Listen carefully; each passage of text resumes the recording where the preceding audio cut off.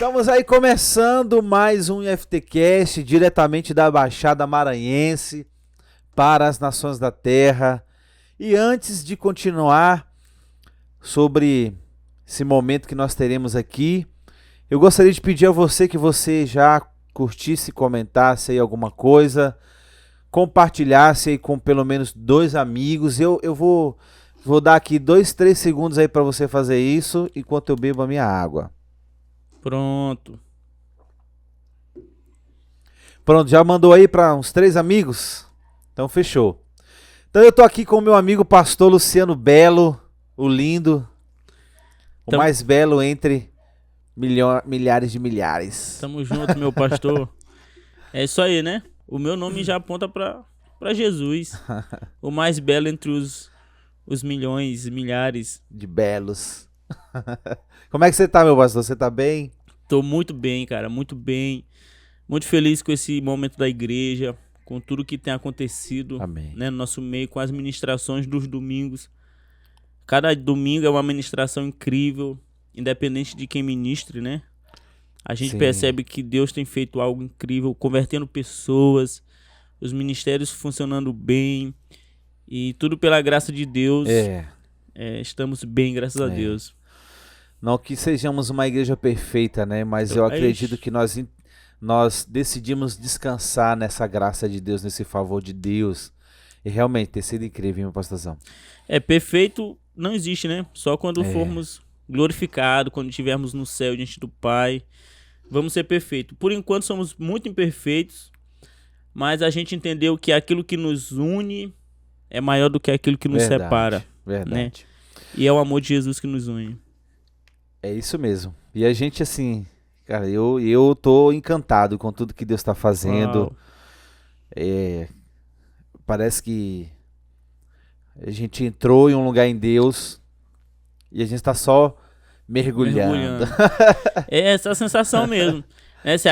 Se você acompanhar no canal da igreja, você vai ver que cada domingo parece uma conferência. Né? Parece algo incrível mesmo. E é apenas os cultos do domingo que Deus tem derramado, que Deus tem feito. Nós estamos começando a entender um pouco sobre o que é avivamento debaixo da graça do nosso Deus. E a glória dele, porque tudo vem dele. Verdade. Tudo vem dele. Verdade. Oh, Deus, obrigado, né? Eu tô com um sentimento de gratidão assim, muito grande. Eu fico em casa agradecendo a Deus por estar acessando tudo que a gente está acessando nesses dias. E eu estou muito feliz. Como diz nosso pastor Ribinha, né? Isso. Deus é mais glorificado quando nós estamos satisfeitos nele. Deleitados, né? nele. Isso mesmo. Então, é isso que a gente está vivendo aí. E graças a Deus, né? Graças a Deus, ele é bom. E a gente vai falar sobre um assunto hoje. E vai ser bem rápido. Vai ser bem rápido.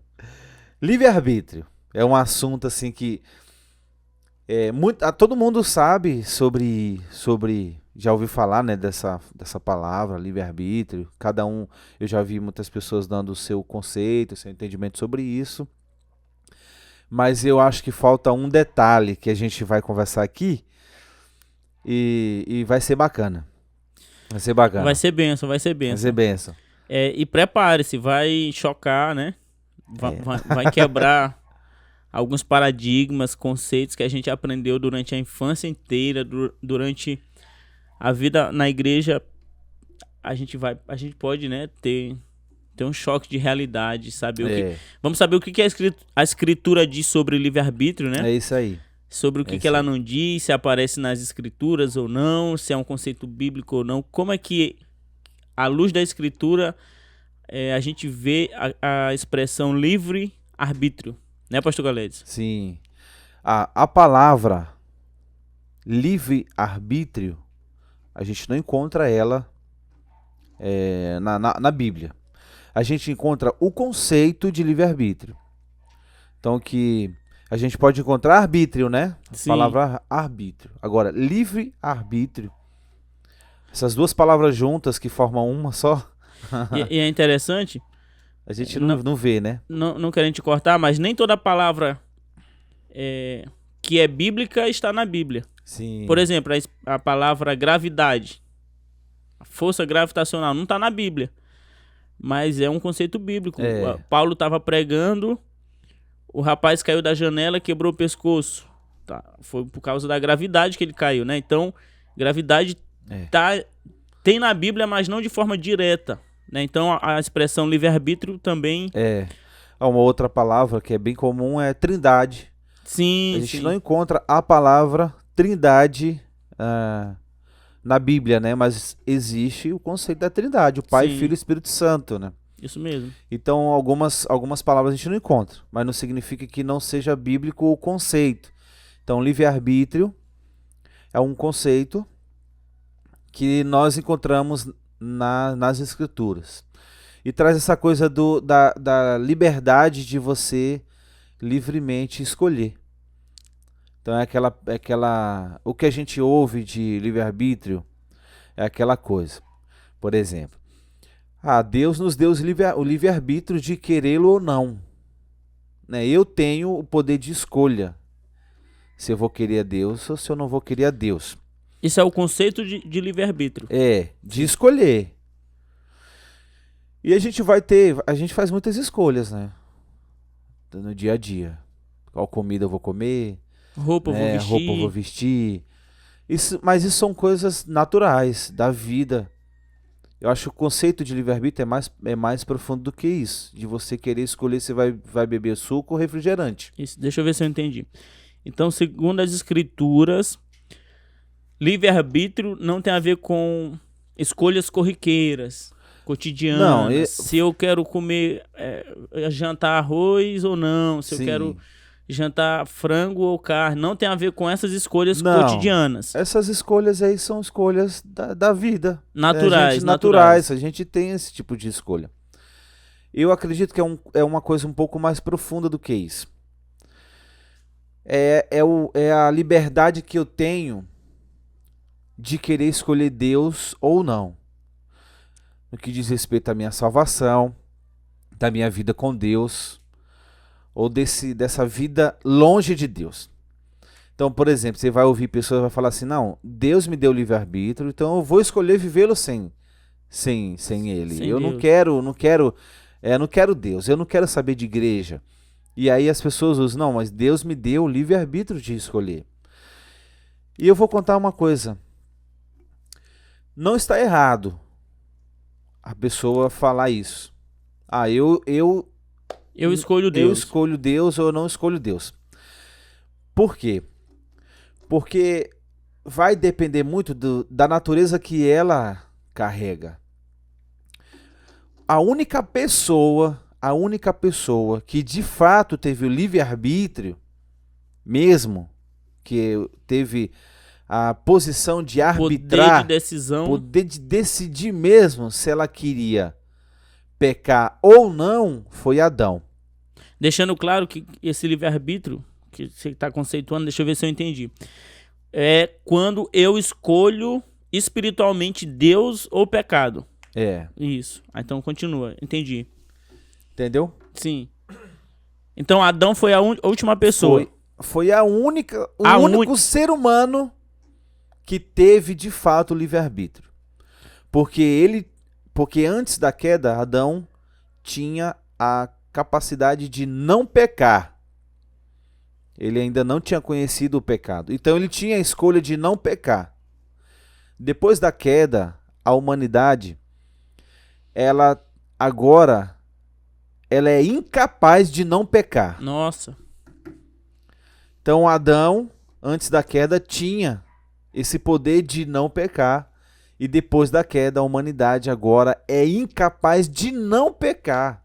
Uau. Porque quando o homem cai, e aí nós falamos sobre depravação total, ou depravação radical, o homem agora cai por inteiro. E nessa queda, o pecado afeta nossos pensamentos, nossas palavras, nossas atitudes. Tudo está manchado pelo pecado. E na queda agora o homem passa a ter a natureza caída. E nessa natureza caída, o homem passa a desejar as coisas de acordo com essa natureza. Então a gente chama uma coisa de depravação total ou depravação radical. Isso. E radical vem de raiz. Então o pecado, ele enraizou no homem. Ele não só enraizou, como ele foi no mais profundo do coração do homem. Então o homem não consegue agora desassociar por ele mesmo dessa natureza caída. Entende? Então aqui o homem, ele é incapaz de pecar. Talvez algumas pessoas dizem assim, mas eu não fumo, eu não bebo, né? Eu não estou aí fazendo esse tipo de coisa, não tenho esse tipo de vício, e acha que pecar é só isso. Às vezes a pessoa pode não pecar nessas coisas, mas ela pode pecar no orgulho, ela pode pecar na intenção de querer fazer certas coisas. Na vaidade. Então ela está totalmente afetada. João diz que olha aí, João diz ainda, o povo que é crente, ele diz assim, aquele que diz que não peca, torna-se mentiroso, e nele não... Isso. É mentiroso e torna a palavra mentirosa. Pois é. O cara crente, mas aí eu não estou falando que todo crente vive no pecado, né? Eu estou falando justamente dessas coisas, porque às vezes o cara, ele é viciado, dá um exemplo aqui, viciado em pornografia. Mas ele é liberto da pornografia. Significa que esse cara não peca mais? Não significa, porque ele pode pecar nisso aqui, no orgulho, na falta de perdão. Uau. Ele pode pecar nessas coisas. Então, galera, deixa eu ver se eu entendi. A natureza humana, ela é propensa ao pecado, ela busca o pecado. E aí, por isso que o homem nasce com a semente do pecado. É isso mesmo. Porque a Bíblia diz assim, porque todos pecaram e carecem. Estão destituídos da glória de Deus. Exatamente. E essa palavra, expressão, carecem, ela no grego, ela dá a ideia de uma pessoa que vai para uma corrida, só que ela chegou atrasada. Ela chegou depois da partida e ela está tão atrasada que ela não consegue alcançar quem saiu na frente. Então o homem está, em relação a Deus, em relação à natureza de Deus, ele está tão atrasado que ele nunca mais consegue sozinho alcançar Deus por suas próprias forças. Exatamente, muito bom. Ótimo exemplo. E é isso que aconteceu com o homem. O homem caiu e se atrasou, Deus foi embora. No sentido, na corrida, Deus foi embora, o homem perdeu Deus de vista e o homem não consegue mais alcançar Deus. Olha isso. E tem uma expressão de Jesus diz assim, ninguém vem a mim, a não ser que o Pai traga essa pessoa. O homem está tão atrasado que Deus tem que ir lá buscar esse homem e trazer para ele mesmo. Que a palavra diz que o homem, que Deus reconciliou a humanidade, reconciliou com ele a criação lá em Cristo, né? Deus estava em Cristo reconciliando consigo mesmo o mundo. Ou seja, a ação de reconciliação, aquela ação que você falou que Adão caiu, houve a depravação total, o homem agora é propenso ao pecado. Essa ação de voltar não é do homem. Não, o homem não consegue mais. É a ação de Deus. É a intervenção divina na salvação do homem. É o favor de Deus agora sobre os homens. Então, é fascinante essas coisas, porque alguns podem se sentir ofendidos por achar que ele não tem nenhum tipo de papel nisso. Não, mas eu que tomo a decisão. Sou eu que vou atrás de Deus, é eu que decido se eu quero Deus ou não. Você tem a sua livre escolha, mas a sua escolha ela é afetada pela sua natureza. Cara, isso vai ser muito forte. Quando você falar isso que você me falou agora há pouco, nos bastidores, quem vai estar assistindo vai ficar impactado, porque é muito profundo. Deixa para final do vídeo essa tua tese aí. Eu vou te falar. Mas se eu não lembrar desse negócio que eu te disse ali, também lembra aqui. Claro. Então, voltando. O homem, e lá em Romanos capítulo 3, fala muito sobre a a condição do homem caído, da humanidade caída. Sim. Não há nenhum justo. Então alguém que diz assim, não, mas eu não peco, porque eu faço coisas boas, sou um homem bom, sou uma pessoa boa. E eu quero te dizer que o homem, ele não é pecador porque ele comete atos pecaminosos. E o homem não deixa de ser pecado porque ele parou de cometer atos pecaminosos. Entendi. O homem é pecador porque essa é a natureza dele. Então ele peca porque ele é um pecador. Na natureza dele. Ele é um pecador na sua natureza. Então o cara que via a pornografia, que a gente comentou, deu o exemplo agora, ele parou de ver pornografia, ele deixou de ser um pecador? Não. Ele deixou de cometer esse pecado. Mas ele ainda é um pecador por causa da sua natureza. A não ser que Deus coloque a natureza divina dentro dessa pessoa. Então Deus agora começa um processo de santificação. E essa pessoa só vai desejar Deus porque agora ela tem dentro dela a natureza de Deus. Ah, entendi. Agora fica claro por que Jesus disse para Nicodemos: você precisa nascer de novo, porque essa sua natureza é carnal. Você deseja o pecado porque você é carnal. E Jesus até diz assim: o que é nascido da carne é da carne. Sim, sim. O que é nascido do Espírito é do Espírito. Então são duas naturezas diferentes. Uma natureza adâmica caída, outra a natureza nova, que é a natureza de Cristo em nós. Então a carne, e aí carne ali está falando sobre um desejo ardente para pecar. Então a carne, o que é nascido da carne é da carne. A carne só produz mais vaidade, mais pecado. Uau. É isso que a carne vai produzir.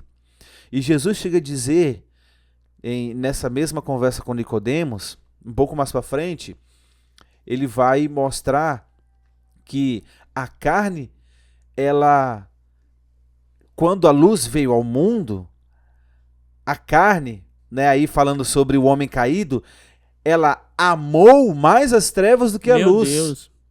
Quer dizer que Deus veio, Deus se fez carne, cheio de glória e de verdade, e ainda assim o homem amou mais as trevas do que a luz. Uau. E aí Jesus diz que o homem não só amou mais as trevas, mas que o homem caído odeia a luz. Meu Deus. Então eu preciso decidir em quem eu vou acreditar. Sim. Se Jesus está falando que a carne, e aí ele também diz em João 6 que a carne de nada se aproveita, quando Deus olha para nós, não tem nada que ele possa aproveitar. Uau. E aí eu quero deixar claro que o homem, ele não está enfermo. O homem caído não é um homem enfermo. O homem caído é um homem morto. Ele está morto para as coisas de Deus. Ele não consegue ter nenhum tipo de ação para querer Deus. A única coisa que o homem caído deseja é as coisas da carne, é os seus desejos. É ir lá quando em Romanos 1 diz que Deus os entregou às suas paixões e fames. Meu Deus. E agora o homem, ele é caluniador, mentiroso, ele cria ideias para a maldade. Agora sim, eu vou explicar que não significa também que o homem não possa fazer coisas boas. Que a gente olha, a gente vê que o homem tem essa capacidade de amar, de ter afeto, de ajudar o seu próximo. Não significa que o homem, ele quando fala sobre depravação total, não significa que o homem não consiga fazer coisas boas. Ele consegue. Só que não é a natureza do homem. A natureza do homem é uma natureza caída. Entende? Então o homem tem essa natureza, ele está ali propenso a isso.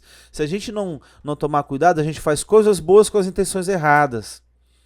Então palavras que a gente fala, pensamentos, atitudes, elas estão manchadas. Então nós precisamos ter cuidado porque essa é a nossa natureza.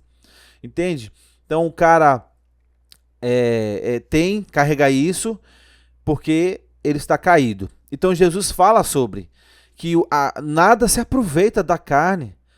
Né? O que o homem, no máximo, consegue produzir é aquilo que a sua natureza está inclinada para o erro. Meu Deus. Então, me diz, se o homem tem o livre-arbítrio depois disso, se ele consegue escolher Deus, ele não consegue. O que você acha? Entende? O que você Então, acha? Comenta aí. Você acha que o homem tem livre-arbítrio? O pastor Calés vai responder. Eu vou fazer essa pergunta agora. Deixa eu falar só mais uma coisa. Ixi, até fugiu aqui que eu ia falar. Na hora que eu lembro ali que eu... Fugiu. Calma. Mas vamos lá. Voltando aqui o raciocínio. Então o homem, ele não consegue buscar a Deus. Ele vai desejar as coisas da carne. E aí, como eu disse, a não ser que venha a natureza de Deus dentro desse cara. E aquilo que ele quer de Deus é porque Deus primeiro fez essa ação de tocar o homem com a sua graça e de colocar no homem a sua natureza, a natureza divina. É o homem espiritual agora. Então é aquela coisa que Paulo diz, aquela luta entre a carne e o espírito, Sim. né? Porque a carne vai desejar as coisas da carne e o espírito vai desejar as coisas do espírito.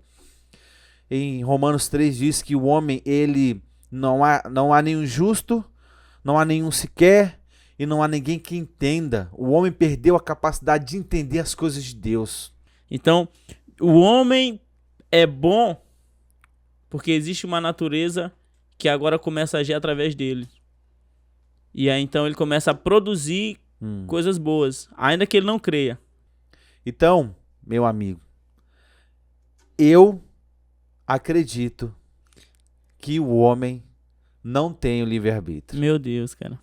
O homem ele tem a livre escolha. Escolher, mas de acordo com a sua natureza. Meu Deus. Se você decide escolher Deus, é porque você agora tem uma natureza dentro de você. Ah, lembrei que eu ia falar. Porque às vezes a gente pode falar assim, não, ninguém consegue escolher Deus.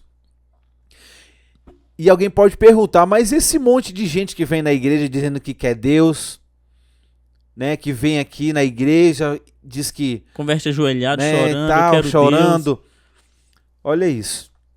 O homem pode procurar Deus por ele mesmo somente por uma coisa: para querer o que Deus tem. Uau. Meu Deus. Que no fundo já é uma raiz interesseira, ou seja, uma raiz de pecado. Pois é. Uau, peraí. Quer dizer que quando o homem escolhe Deus por si só, ele tem uma raiz de pecado, que é um interesse. É o interesse. É o cara que perdeu o emprego, ele vem porque ele quer que Deus resolva o emprego dele. É a pessoa que... Entende? Ela tá passando por alguma coisa, ela vem por causa daquilo. Ela não vem exclusivamente por causa da pessoa de Deus. Da natureza de Deus, da face de Deus. Não é por isso. Eu vim porque meu casamento acabou e eu quero que Deus restaure meu casamento. Eu vim porque eu não tô passando pela minha vida financeira, não tá bacana, então eu quero que Deus resolva. Eu tô... Entende? Ela vem para que Deus resolva um problema dela. Sim. Ela não vem exclusivamente por causa de Deus. Então, alguém só vai desejar Deus genuinamente porque primeiro Deus fez essa ação sobre ela. Entende? Então, e é uma das coisas assim bacana, que inclusive nós vamos falar no nosso seminário sobre o escândalo da graça, é que o homem de fato só vai desejar Deus genuinamente quando ele entende o pecador que ele é. Meu Deus. Porque o cara que não entende o pecador que ele é, ele acha que ele é bom o suficiente para olhar para Deus e falar: Deus, eu quero você ou não. Porque assim, eu só te quero quando eu estou com um problema. Então o Senhor só é necessário para mim quando o Senhor tem que resolver um problema. Agora... Meu Deus, cara, isso é Deus, eu te quero. Então, Caleds, o que você está afirmando, meu Deus, isso é muito forte, é que o homem, depois da queda, não tem mais o livre arbítrio. Não. Ou ele tem a livre escolha. Isso. Ou ele escolhe Deus por um fundo de interesse, que aí já é uma natureza caída, porque ele tem um interesse daquilo que Deus tem e daquilo que Deus pode fazer por ele. Pode fazer por ele. E quando o homem escolhe Deus genuinamente, quer buscar a face de Deus, é por uma ação divina. Por uma ação divina. Uau. O homem está morto. Há diversas passagens na Bíblia que falam que o homem morreu. O próprio Deus falou para Adão e Eva: se vocês comerem do fruto do conhecimento do bem e do mal, vocês morrerão. Por um só homem entrou a morte no mundo. Exatamente. Romanos 5. Por um homem, o pecado entrou no mundo e pelo pecado entrou a morte. Uau. Mas por um homem veio a vida, que é Cristo. Então, o pecado afetou o homem morreu. O homem morreu, o homem não tem reação para as coisas de Deus. O homem perdeu essa sua capacidade, essa habilidade natural de se relacionar com Deus.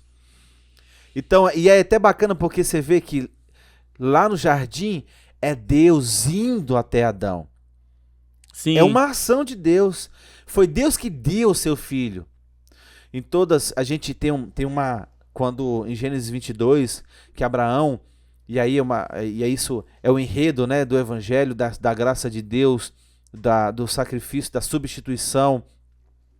Quando Deus pede seu filho seu filho Abraão, Isaac, para ser sacrificado para ele, Abraão vai lá, pega o filho e coloca no altar: vou sacrificar o menino aqui, Deus pediu. Mas olha isso, Adão vivia, a cidade onde ele morou foi Ur dos Caldeus, né? Abraão. Isso. Falei o quê? Adão. Mas Abraão, né? Abraão, perdão. Então Abraão viveu nessa cidade, Ur dos Caldeus, que dizem que é a Mesopotâmia, né? Era uma região dominada por religiões que sacrificavam seus filhos aos deuses. Então Abraão vivia numa realidade dessa. Olha isso, olha como é forte. Os homens sacrificavam seus filhos para ter o favor de Deus. Sim. Eles matavam seus filhos para ter o favor de Deus. Quem sabe se eu não entregar o meu filho, eu não vou encontrar o favor de Deus. Eu vou ser amaldiçoado. Então, vamos ver aqui. Eu vou entregar, quem sabe eu não vou receber o favor de Deus. Abraão, Deus fala, e Deus querendo tirar Abraão dessa cultura, querendo quebrar esse tipo de religiosidade, porque o religioso é aquele cara que quer fazer coisas para Deus, querendo o favor de Deus sobre ele. Então Abraão vai lá e Deus fala: eu quero ter o único filho. Essa é uma expressão, mas Abraão tinha 2 filhos, mas ele pediu o único filho. E quando Abraão vai sacrificar Isaac, o anjo de Deus impede Abraão de fazer aquilo. E Deus fala: não, vou prover para você aqui, né, um cordeiro. Lá no começo, Isaac pergunta sobre o cordeiro, depois fala sobre o carneiro, mas é o mesmo animal, a diferença é de idade. Não precisa matar o teu filho, sacrificar o teu filho. E aí Deus entrega um cordeiro no lugar. Sabe o que Deus estava falando ali? É um enredo do evangelho. Abraão, você não precisa entregar o teu único filho. Eu entregarei o meu único filho por amor a vocês. É uma ação de Deus. É o favor de Deus. É o favor de Deus. É Deus descendo aos homens. Meu Deus. Sem que o homem escolha. Não, foi favor. Por isso que é favor merecido. Favor de Deus. Nós não merecíamos esse amor. Nós não merecíamos esse perdão. Eu vou falar uma coisinha aqui. Deus escolheu amar o homem e morrer no lugar do homem e ponto. Ponto. Favor imerecido de Deus, graça de Deus, glória amor a Deus, de Deus. Cara. O homem não tem nada que o homem poderia fazer para que Deus fizesse isso por nós. Nada. O Deus fez por puro amor, pura graça, favor imerecido. Então, o que Deus está fazendo sobre nós nesses dias não é porque somos bons, não é porque eu decidi escolher Deus e aí Deus olha para mim e fala, porque você me escolheu, agora eu vou fazer algo por você. Uau. Não. Deus está fazendo por pura graça. É uma ação divina de Deus ao nosso favor. Aqueles que não merecem. Aqueles que estavam caídos. Mortos, não enfermos. Porque enfermidade a gente pode tratar. Sim, melhorar. Pode cuidar. Aí o cara melhora. Então o homem não está enfermo. O homem está morto. Morto nos seus pecados, e é por isso que Jesus diz, você não consegue ver o reino de Deus se você não nascer de novo. Deus. Não, aí Jesus não diz que você pode ver o reino de Deus se você fizer coisas boas. Sim. Mas se você nascer de novo, aí Isso sim mesmo. você pode ver, você pode entrar, porque o homem natural não entende as coisas de Deus. É loucura para o homem, é loucura a gente e aí eu até falei uma vez para um amigo meu, se você lê a Bíblia e não se sente ofendido por ela, alguma coisa está errada. E não é na Bíblia. Não na Bíblia. É em você. Em você, porque a Bíblia vai confrontar. Vai ofender, né, cara? Vai confrontar, vai nos ofender. Perdoar, amar os nossos inimigos. Não. Imagina o cara que sempre foi moralmente correto, viveu a vida dele corretamente, não traiu sua esposa, não bebeu, não foi pra festa, viveu a vida moralmente correta, e aí no final da vida dele o cara diz assim, cara, tu é um pecador. Uau, ofende, cara. Ofende. Como que eu sou um pecador, cara? Eu vivi minha vida de bem, eu fui um homem de bem. Fiz coisas boas pra muitas pessoas. Fiz coisas boas, mas o evangelho vai dizer, você é um pecador. Você é um pecador. Isso ofende. Tem uma história bacana que o Tim Keller conta no livro dele, A Fé na Era do Ceticismo. Sim, muito bom esse livro. E eu vou dar um nome agora, assim, eu não lembro o nome que tá no livro, então eu vou dar outro nome aqui, não fictício. Pra eu conseguir ilustrar. Fica à vontade, meu amigo, fica à vontade. Então, existia um cara que se chamava Carlos. Esse cara, ele fez muita maldade para muitas pessoas. Muita maldade. Só que um dia ele falou assim, eu preciso mudar, vou procurar uma religião para mim. Então ele procura uma religião e ele começa a fazer coisas boas para as pessoas. Então ele muda de nome. O nome dele agora é Roberto. Então agora o nome dele é Roberto. Sim. Ele deixa de ser Carlos e se torna Roberto. O cara que era o Carlos, que fazia muitas maldades, agora se torna o Roberto, que faz coisas boas. Só que um dia o Roberto, ele começa a olhar para si e ele vê que ele é um homem bom, que faz coisas boas. E ele começa a olhar para as outras pessoas que fazem coisas ruins e começa a julgar essas pessoas. Eu sou bom. Elas não é, porque elas não fazem coisas boas e pelo contrário, elas fazem coisas ruins. E de repente, o Roberto para e olha para si. E ao olhar para si, ele vê Carlos de novo. Cara. Uau. Ele vê Carlos, o homem pecador, que agora não está fazendo maldade para as pessoas como ele fazia, mas ele está julgando as pessoas, se sentindo melhor do que as outras. Só mudou o tipo de maldade. Só mudou o tipo de maldade. Cara. Esse é o homem caído. Esse é o homem incapaz caído. De escolher o bem. De escolher Deus. De escolher Deus. E quando fala isso, eu lembro, tem um livro muito top de C.S. Lewis, Evangelho Puro e Simples. E C.S. Lewis fala isso, ele diz assim, olha, se você deseja conhecer Deus, o primeiro passo é de Deus. Eu vou repetir. Repita. C.S. Lewis diz, se você deseja escolher Deus, o primeiro passo é de Deus. Porque se Deus não quiser se revelar ao homem, não há nada que o homem faça que seja capaz de produzir o conhecimento de Deus nele. Cara. Perfeito. Então é isso. O homem não tem livre-arbítrio. Ele tem livre escolha para escolher, mas de acordo com a natureza que ele carrega. Meu Deus, cara. Que forte, viu? Que poderoso. Deus é muito bom. Eu sei que a gente vai depois receber muitas perguntas aqui da galera da igreja.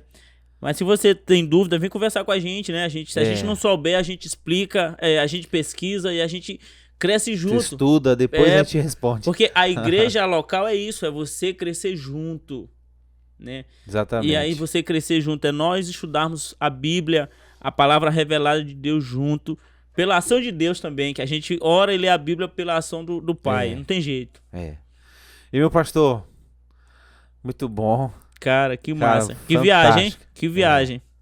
Muito bom. Eu tenho mergulhado muito nesses dias, como diz um amigo nosso. eu não tô nadando, papai. Uau. Eu tô mergulhando.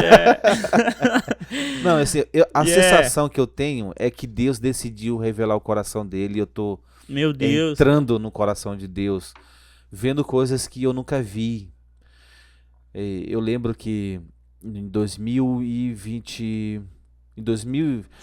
janeiro de 2021, eu falei assim, Deus, eu tô cansado assim dessa vida tão fraca de oração.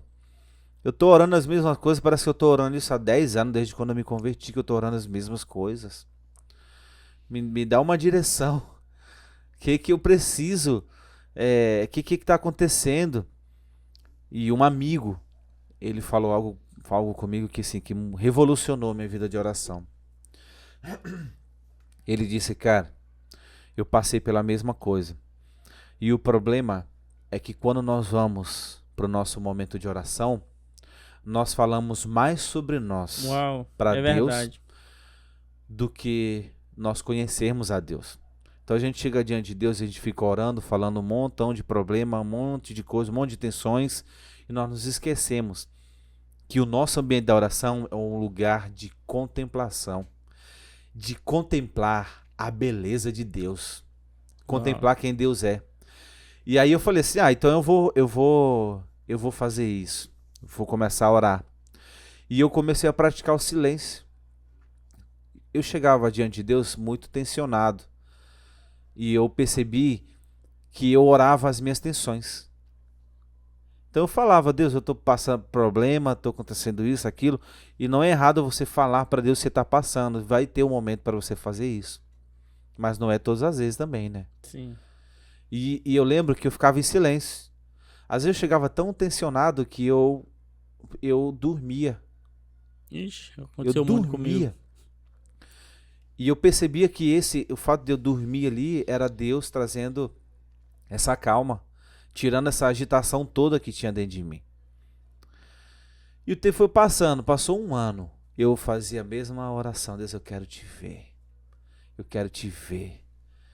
E eu sentia assim muita vontade de querer falar meus problemas e tudo tá acontecendo. Deus, mas aqui não é o lugar. Vai ter um momento, e o momento agora é só esse, eu quero só te ver. Vai ter um momento que eu vou te falar os problemas, mas eu quero aproveitar a maior parte do tempo para contemplar a tua beleza, a tua santidade. E eu fiz isso durante um ano. Cara, depois de um ano orando, eu tive experiências com Deus. Mas depois de um ano, eu não sei explicar, mas teve um dia que eu entrei no meu lugar de oração. E agora não era Deus, eu quero te ver. Agora é Deus, eu estou te vendo. Uau, meu Deus, cara. E eu entendi que foram duas coisas. A primeira, que eu só consegui ver Deus quando eu entendi o pecador que eu era. Meu Deus, cara. Porque quando eu vi o pecador que eu era, eu percebi que eu precisava de Deus. E o quão bom Deus é. Quando a gente percebe quão mal nós somos. Eu não sou meu salvador. Eu não consigo ser o meu próprio salvador. Então, quando eu olhei pra mim e vi o pecador que eu era, eu falei, cara, só Deus pra mudar um cara como eu. Verdade. Então, a impressão que eu tinha, eu não estava vendo Deus de forma literal, como eu tô te vendo. Mas a sensação que eu tinha naquele momento é que eu estava vendo Deus em tudo. Cara, era incrível porque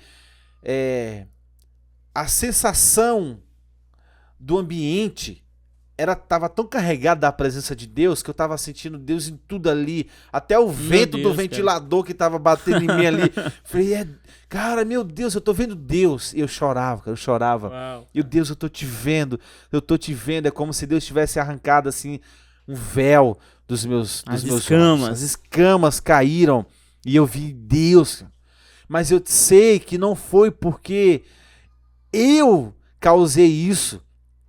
Deus decidiu se revelar por ele mesmo. Não é aquela coisa de que Cristo ficou oculto durante séculos e séculos e Deus decidiu revelá-lo aos homens. Foi o Deus que fez isso, é um movimento de Deus e não um movimento humano. Deus decidiu rasgar o véu e sair daquele lugar onde ele estava. Então foi de cima a baixo e não de baixo para cima. De cima a baixo sinaliza que Deus rasgou o véu e Deus decidiu se apresentar aos homens e não de baixo para cima, não uma ação do homem, né? Cara, que massa, viu, pastor?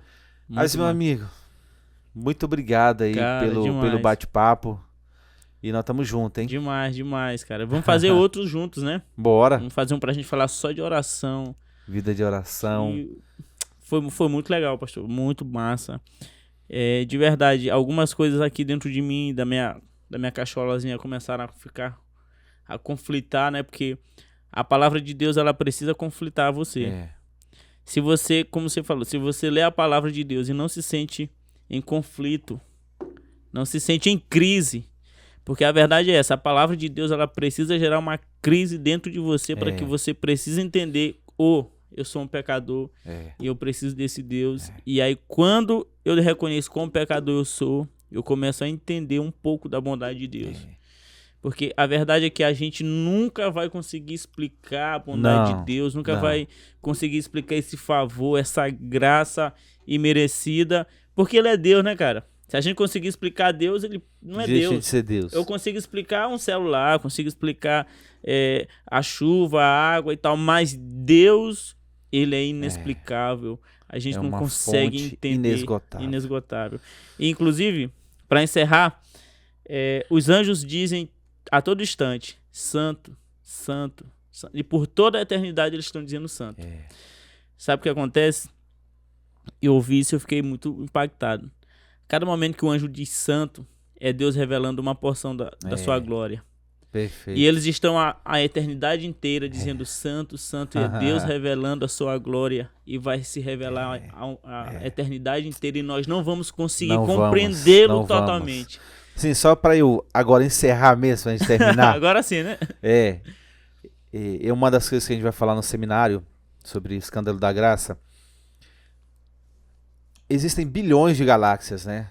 Sim. O universo é muito vasto, o homem não conhece o universo por inteiro. Chegam a dizer que o universo é infinito, né? E existem, olha isso, existem mais estrelas no céu. Existem mais estrelas no universo, do que palavras e sons que a humanidade em toda a sua história já produziu. Meu Deus, cara. E alguém pode falar assim, mas que exagero. Para que isso tudo? Se onde nós estamos aqui, e tem lugar que a gente não consegue acessar, não tem como, é impossível o homem chegar. Então para que criar isso? E faz sentido essa pergunta, assim, porque é muito exagero. Essa criação toda, esse universo inteiro tão vasto, lugares que o homem não conhece no universo.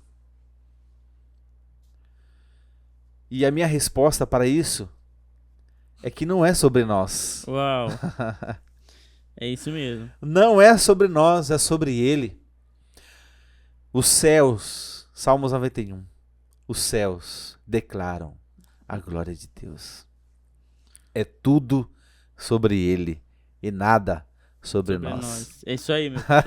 Meu amigo, muito obrigado. Tamo junto, Tamo junto. Galera, compartilha aí, comenta, curte, envia aí pros amigos. Eu tenho certeza que esse bate-papo aqui vai edificar a vida pelo menos de uma pessoa. Amém.